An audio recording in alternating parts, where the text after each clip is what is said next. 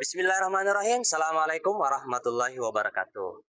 Kepada yang terhormat Bapak Ibu dosen penguji uji kinerja pada PPG Transformasi Al-Quran Hadis tahun 2025. Perkenalkan, nama saya Saharudin, mahasiswa PPG Al-Quran Hadis tahap 4 tahun 2025 di LPTK Universitas Islam Negeri Makassar dengan NIM 210001257128. Pada hari ini, Senin tanggal 12 Januari tahun 2026, saya akan melaksanakan praktik pembelajaran dalam rangka penilaian uji kinerja di MA Swasta Babur Rahma Kabupaten Jeneponto di kelas 11 dengan materi berkompetensi dalam kebaikan. Sekian dan terima kasih. Selamat menyaksikan.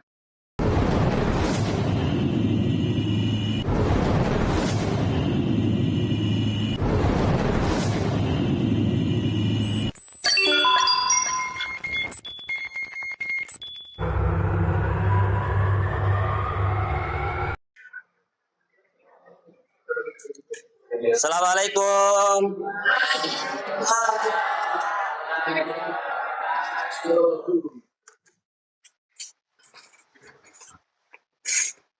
Siapa ketua kelasnya?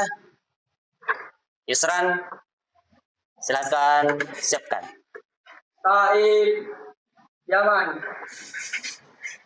Salaman,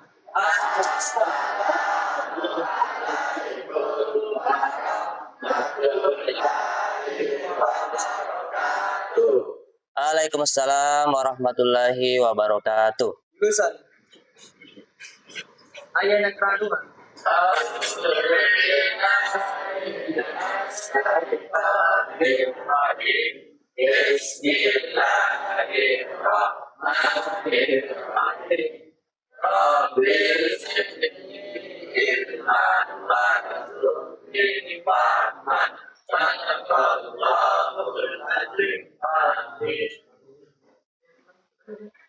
Oke, baik.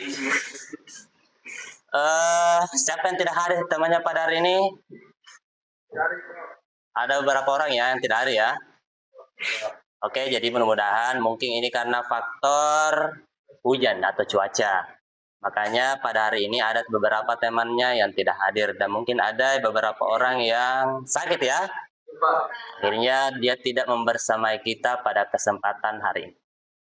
Oke, baik. Bagaimana kabarnya hari ini?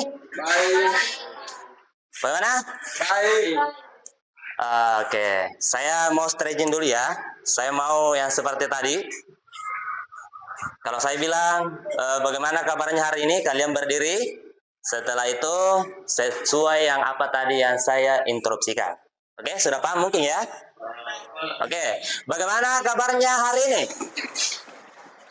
Alhamdulillah, luar biasa. Oke, luar biasa. Jadi, pertama-tama yang saya sampaikan bahwa hari ini kita belajar apa lagi? Al-Quran Hadis. Jadi Al-Quran Hadis ini adalah mata pelajaran yang sangat penting untuk kita pelajari. Karena kenapa? Al-Quran itu merupakan sumber ajaran Islam yang pertama. Oke. Jadi kenapa dikatakan sumber ajaran Islam yang pertama? Karena dia merupakan wahyu yang tentunya menjadi pedoman dalam hidup manusia. Coba bayangkan kalau tidak ada Al-Quran. Coba bayangkan kalau tidak ada hadis. Bagaimana kira-kira kehidupannya manusia sekarang ini? Pasti suram, gelap. Kedatangannya Nabi itu adalah merupakan wa ma arsalnaka illa rahmatal lil alamin. Aku tidak mengutus Nabi Muhammad itu melainkan untuk menjadi rahmat bagi seluruh alam. Ya, bagi seluruh alam. Nah,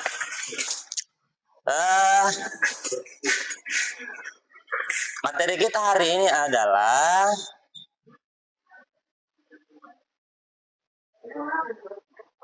ini judulnya ya. Apalagi judulnya? Ini ya. Lihat. Lihat. Berkompetisi dalam kebaikan. Apa itu berkompetisi? Berlomba-lomba.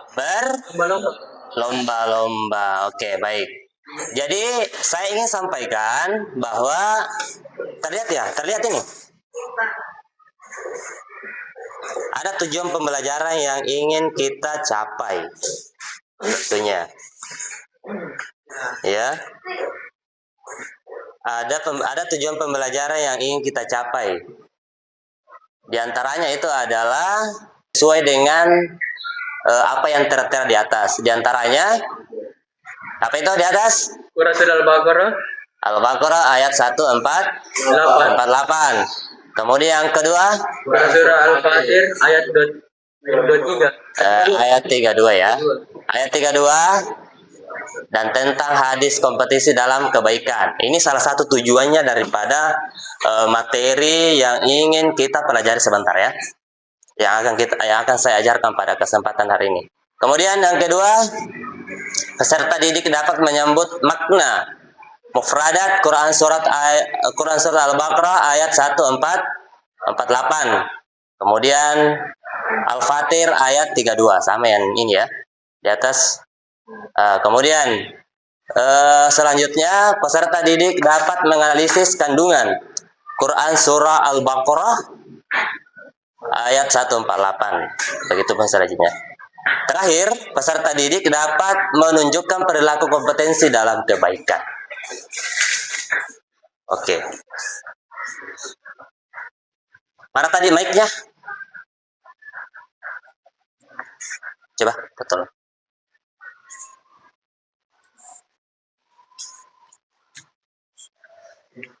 Sebelum saya lanjut, saya akan memperlihatkan salah satu video ya, yang tentunya yang menjadi inspiratif kita bersama.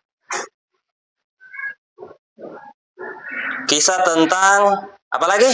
Berlomba-lomba Dalam kebaikan. Iya, berkompetensi dalam kebaikan. Oke, saya akan putarkan dulu ya.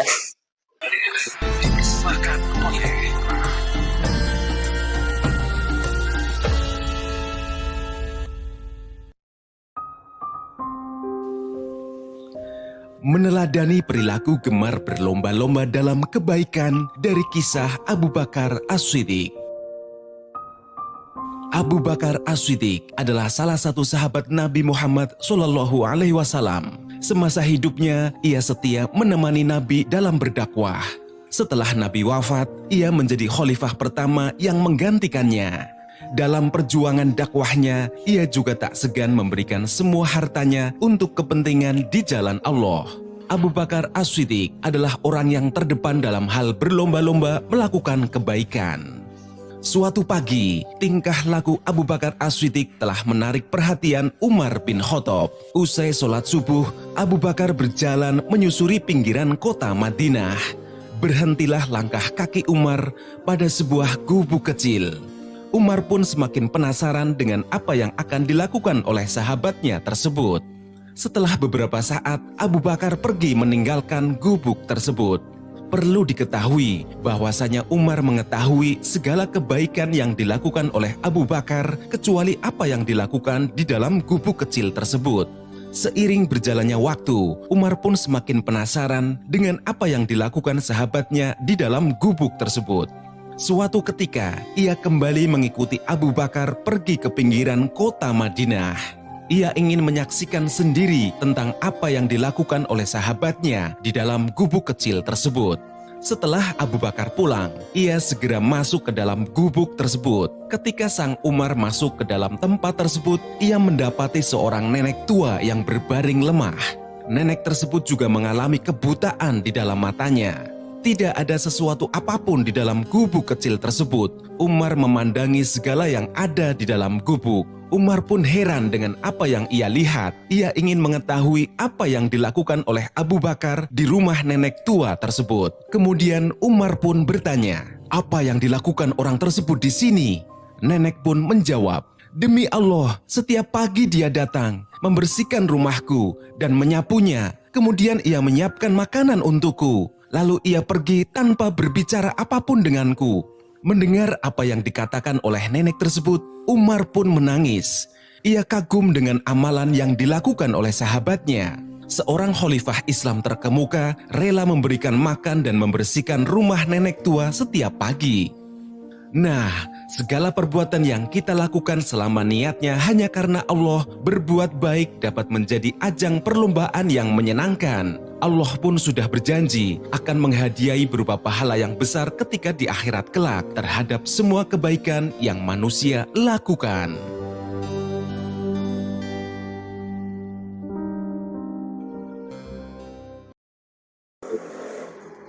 Oke, baik. Apa kira-kira hikmah yang bisa kita petik dari cerita ini? Ada yang mau bicara? Apa kira-kira hikmah yang ingin kita petik dari kisah khalifah pertama? Ya. Jadi khalifah pertama ini dia adalah sosok pemimpin yang bijaksana. Sosok pemimpin yang seharusnya dijadikan sebagai suri tauladan. Ya, karena dia melakukan sesuatu sesuai dengan ajaran Islam. Cocok. Sesuai dengan ajaran Islam. Siapa yang membawa Islam? Semua nabi. Kenapa Nabi Muhammad justru dia menjadi penyempurna dari semua rangkaian kehidupan beragama ini? Karena dia adalah nabi terakhir, sehingga dia adalah penyempurna dari sekian perjuangan yang pernah dilakukan oleh nabi. Iya. Jadi semua nabi membawa agama tauhid. Agama tauhid dulu ya. Ke belakang itu menjadi agama Islam. Karena sudah sempurna. Yang menyempurnakan siapa? Nabi Muhammad itu adalah suruhan. Dia adalah pembawa risalah. Yang dia bawa adalah Al-Quran. Yang kitab-kitab sebelumnya itu adalah dilengkapi dengan kitab Al-Quran. Mungkin saya sudah pernah menjelaskan bahwa Al-Quran itu membahas 3 poin yang harus kita pahami. Di antaranya dia membahas masa lalu. Dan dia membahas masa kini dulu ya. Cocok, masa depan cocok. Dan dia membahas masa kini atau masa sekarang ini. Dan yang terakhir dia membahas masa depan. Jadi Al-Quran itu sudah sempurna semua. Makanya dia membahas apa? Taurat, Zabur, dan Injil. Dan terakhir adalah Al-Quran. Karena Al-Quran adalah penyempurna, makanya dia membahas semuanya. Ini yang harus saya jelaskan ya. Nah, berangkat dari pembahasan kita tadi, video yang saya tayangkan ini adalah sesuatu yang menurut orang lain itu dia melihat bahwasanya ini adalah perbuatan yang kecil, kebaikan yang kecil. Tetapi kebaikan kecil kalau itu sering dilakukan akan menjadi besar. Cocok ya? Iya ya. Nah, kita mencari uang misalkan, kalau kita rajin menabung. Nah, dari hasil pekerjaan itu kita terus apa? Simpan atau tabung. Maka itu menjadi banyak, cocok. Iya, sama halnya kebaikan. Kebaikan itu akan lebih baik walaupun itu terlihat kecil, namun itu akan menjadi besar ketika Sering dilakukan cucu. Nah, walaupun perbuatan besar, tapi sekali-kali kita lakukan, maka amalannya juga akan seperti itu saja. Iya ya? Oke. Jadi, coba buka. Kalian bawa Al-Quran kan? Kalian bisa buka di HP-nya masing-masing. Jangan membuka yang lain-lain ya. Buka HP-nya masing-masing. Ini surah Al-Baqarah. Iya ya. Oke. Kita sama-sama dulu membaca ya. Kita sama-sama dulu baca apa yang ada di atas. Saya yakin dan percaya semua bisa membaca Al-Quran. Nah, oke. Saya kasih kesempatan ya. 1, 2, 3. Taus ya, taus dulu semua ya. 1, 2, 3. A'udzu billahi minasy syaithanir rajim. Bismillahirrahmanirrahim. ولكل وجهة ومؤلها فاستبقوا الخيرات أينما تكونوا يأتي بكم الله جميعا إن الله على كل شيء قدير.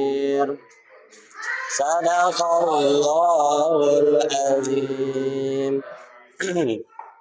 Oke, siapa yang bisa baca terjemahannya? Oke, silakan. Wahyu. Dan setiap umat mempunyai kiblat yang punya menghadap kepadanya. Maka berlomba-lombalah kamu dalam kebaikan. Di mana saja kamu berada, pasti Allah akan mengumpulkan kamu semuanya. Sungguh Allah Maha Kuasa atas segala sesuatu. Quran Surah Al-Baqarah ayat 108. Oke, baik. Ayat ini memberikan kita sinyal. Ayat ini memberikan kita sinyal, memberikan kita huda, petunjuk. Ya, memberikan kita sinyal untuk senantiasa berlomba-lomba dalam kebaikan. Ini ada fastabiqul khairat, berlomba-lomba dalam kebaikan. Kenapa kita harus berlomba-lomba dalam kebaikan? Siapa yang tahu jawabannya? Kebaikan itu akan sirna atau tidak? Tidak. Keburukan itu akan sirna atau tidak?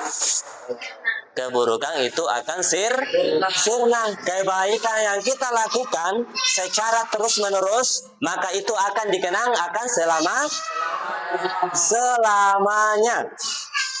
Coba bayangkan, para founding father negara yang kita cintai ini, diantaranya adalah Sang Proklamasi Kemerdekaan 1945 ya. Kenapa kira-kira? Kalian masih kenal? Iya. Karena apanya? Karena perjuangannya, karena kebaikannya. Pertanyaannya, apakah kita selaku anak bangsa tidak bisa melakukan hal yang sama seperti dengan founding father yang pernah kita lakukan? Semuanya bisa. Semuanya bisa. Karena apa? Generasi yang baik itu adalah generasi yang bisa memperjuangkan dirinya sendiri dan begitu pun orang lain. Kita ini penerus bangsa adalah stafet kepemimpinan masa depan. Kalian ini yang akan menggantikan orang-orang yang sudah melampaui kita. Siapa kira-kira nanti yang akan menjadi bupati? Siapa nanti yang akan menjadi gubernur? Siapa nanti yang akan menjadi presiden? Generasi-generasi kalianlah ini yang akan meneruskan itu semuanya. Olehnya itu, Jangan pernah berhenti belajar. Jangan pernah berhenti untuk apa? Belajar. Kita bisa cerdas, kita bisa pintar. Itu dengan melalui belajar. Tidak. Saya berikan tugas kepada kalian. Kalian mencari isi kandungan daripada ayat yang di atas. Tugas ini adalah per kelompok. Oke? Tugas ini adalah per kelompok.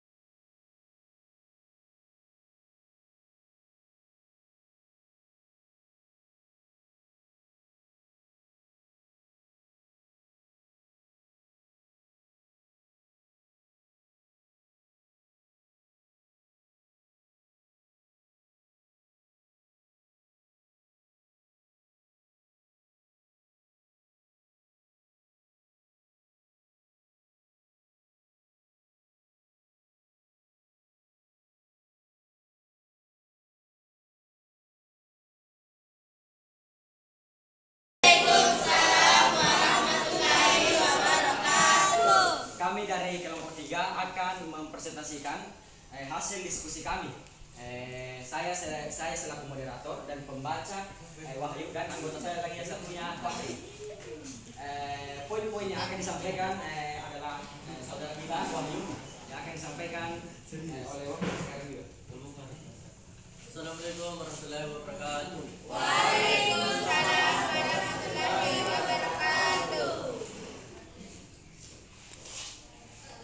Setiap umat memiliki arah kiblat masing-masing. Allah memberi aturan yang berbeda pada setiap umat sesuai zamannya. Perbedaan arah ibadah adalah hal yang wajar. Perbedaan tidak seharusnya menjadi sumber konflik atau paling bela sendiri. Fokus utama adalah amal kebaikan, bukan simbol nilai seseorang di sisi Allah ditentukan oleh perbuatannya, bukan sekedar arah ibadah atau identitas dalilnya. Perintah untuk berlomba dalam kebaikan. Umat manusia didorong bersaing secara sehat dalam melakukan amal saleh, bukan dalam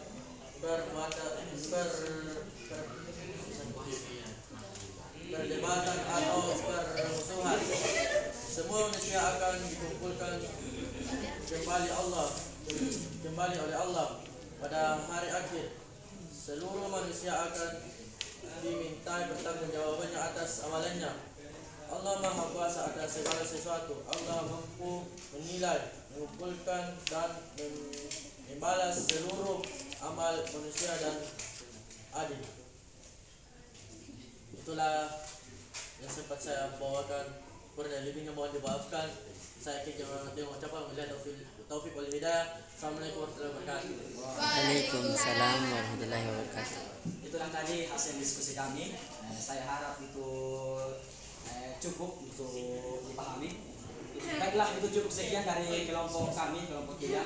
Saya akhiri dengan ucapan jazakallahu khairan. Assalamualaikum warahmatullahi wabarakatuh. Waalaikumsalam warahmatullahi wabarakatuh. Tepuk tangan, teman-teman. Kelompok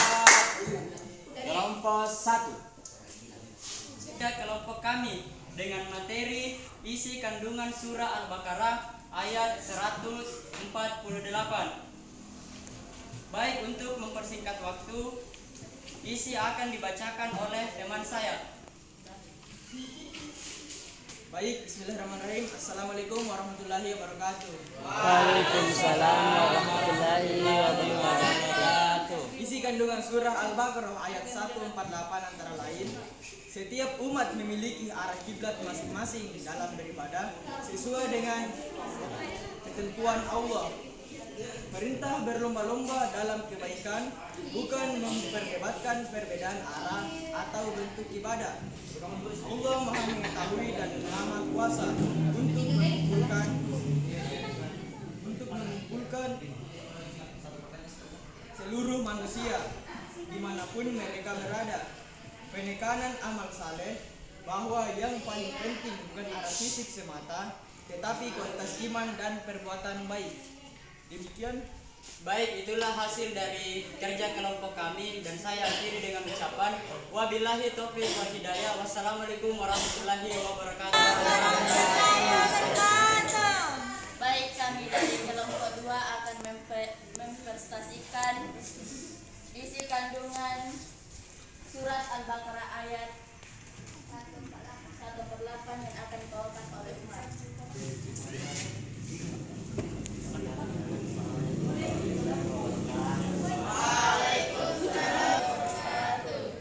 Isi kandungan surat Al-Baqarah ayat 148 adalah tentang setiap umat memiliki kiblat masing-masing.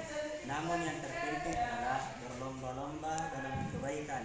Fastabiqul khairat, karena Allah akan mengumpulkan semua manusia di hari kiamat, diberi balasan, menegaskan bahwa Allah Maha Kuasa atas segala sesuatu. Ayat ini mendorong umat Islam untuk tidak sibuk dengan perbedaan kiblat atau ejekan, melainkan fokus pada amal soleh sebagai bekal akhirat. Poin-poin yang surat Al-Baqarah ayat 148 adalah keberagaman kiblat. Setiap umat punya kiblat atau ibadah yang berbeda, termasuk umat Islam yang menghadap Ka'bah sebagai lambang persatuan. Demikianlah yang sempat saya sampaikan. Kurang-kurangnya mohon maaf. Assalamualaikum warahmatullahi wabarakatuh. Waalaikumsalam warahmatullahi wabarakatuh. Apa dulu tuntunannya doa?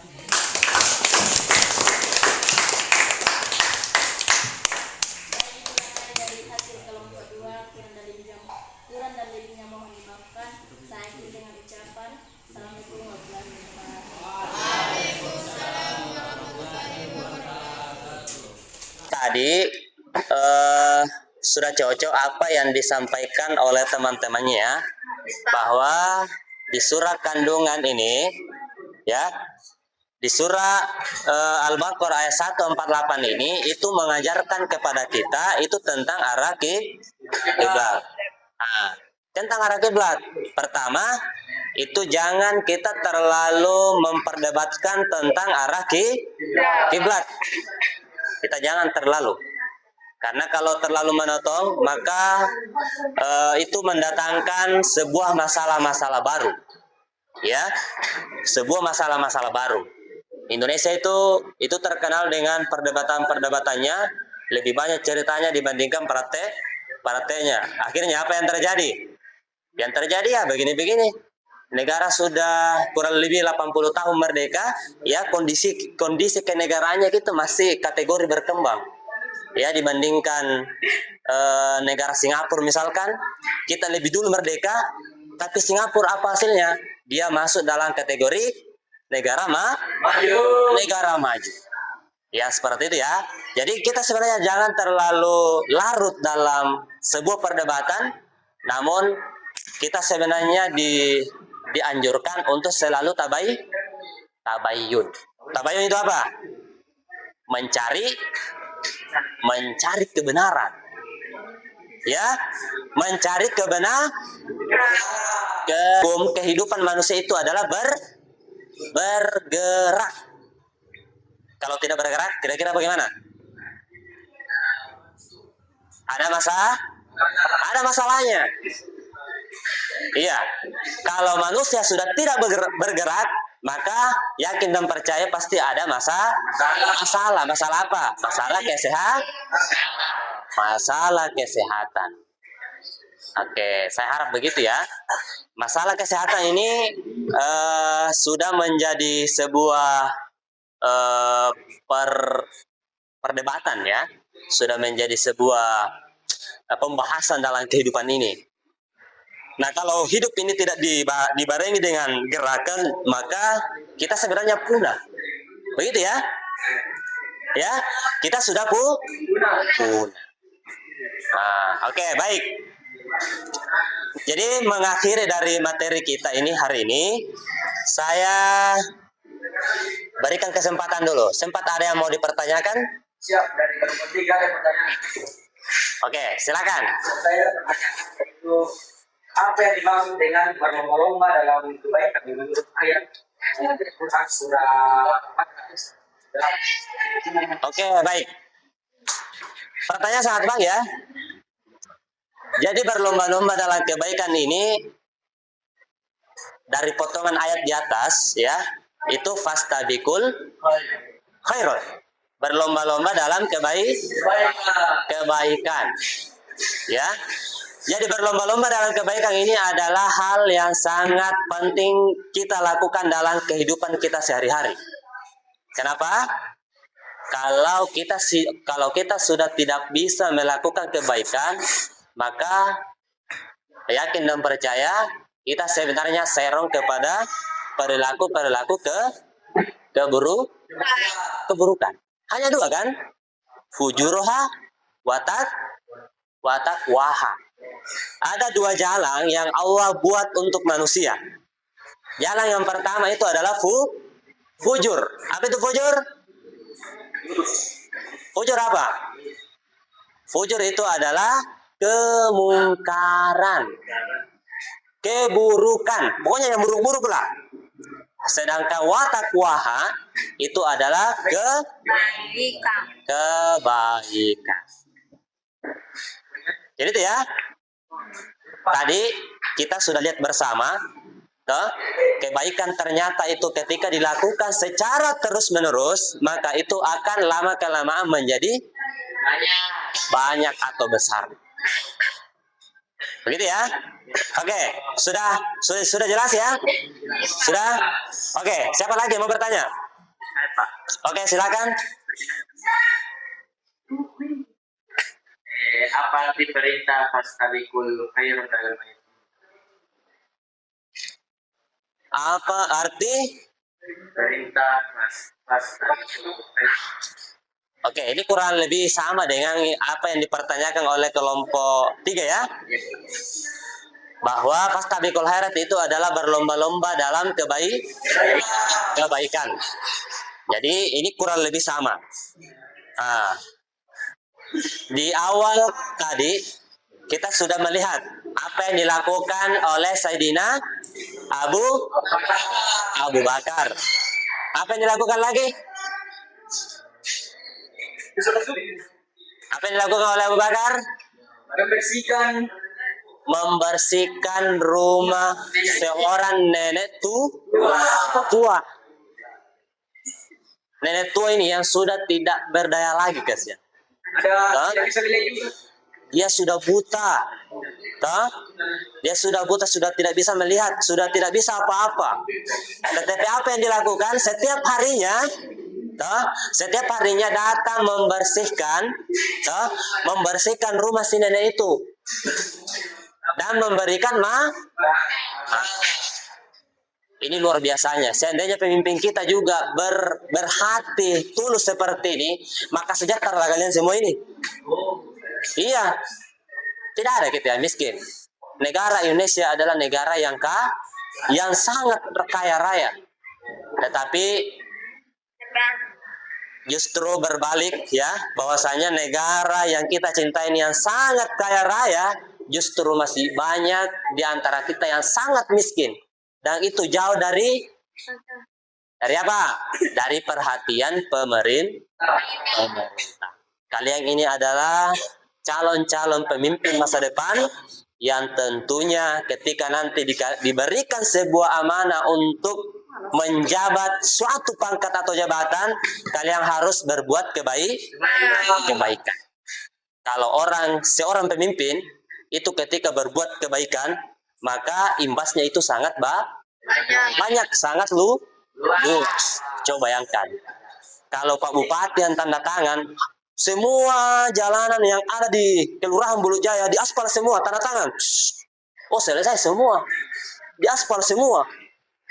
Toh? Nah, itu pertanda bahwasanya tanda tangan seorang pemimpin itu sangat bermanfaat untuk kemaslahatan umum atau umat. Oke, ada lagi pertanyaan? Untuk kelompok 2 ada? Oke, silakan. Bagaimana surah Al-Baqarah ayat 148 dapat motivasi kita untuk berbuat baik tanpa memandang perbedaan? Oke, ini bagus juga pertanyaannya ya. Oke. Tanpa memandang yang namanya perbedaan. Jadi berbuat baik ini sebenarnya dalam Islam itu sudah ada rumusnya. Bahwa berbuat baik itu bukan hanya ditujukan kepada orang kaya, orang Islam, apalagi orang ateman. Tetapi berbuat baik ini sebenarnya jangan pernah memandang karena saya beda agama dengan ini, tidak. Berbuat baik itu pasti ada karomanya, ada big back-nya, ada manfaatnya. Toh? Ada manfaatnya semua. Ketika kita berbuat baik, maka yakin dan percaya kebaikan juga itu akan kita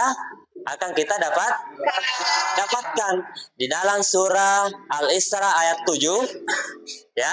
Di dalam surah Al-Isra ayat 7 itu memberikan kita sinyal bahwa siapa yang berbuat kemungkaran, maka kemungkaran itu untuk diri kita sendiri.